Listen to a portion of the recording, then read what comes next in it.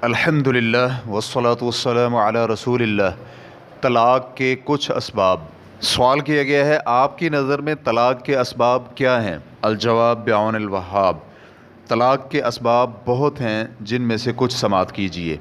خاوند اور بیوی کے درمیان عدم موافقت، وہ اس طرح کہ کسی ایک کی طرف سے دوسرے کے لیے محبت نہ ہو یا پھر دونوں ہی ایک دوسرے سے محبت نہ کریں۔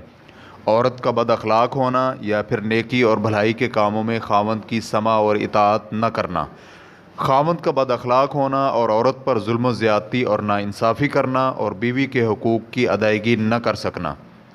بیوی اپنے خاوند کے حقوق ادا نہ کر سکتی ہو۔ دونوں میں سے کسی ایک کا معصیت و گناہ میں مبتلا ہونا یا پھر دونوں ہی گناہ میں ملوث ہوں، جس کی بنا پر ان کے حالات بگڑ جائیں، جس کے نتیجے میں طلاق ہو جائے۔ مثلاً خاوند نشہ کا عادی ہو یا پھر سگریٹ نوشی، یا بیوی نشہ کرتی ہو اور سگریٹ نوشی کرتی ہو۔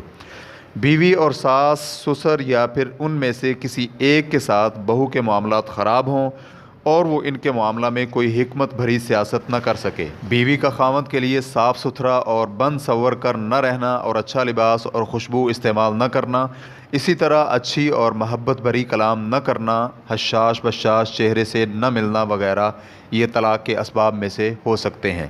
واللہ تعالی اعلم۔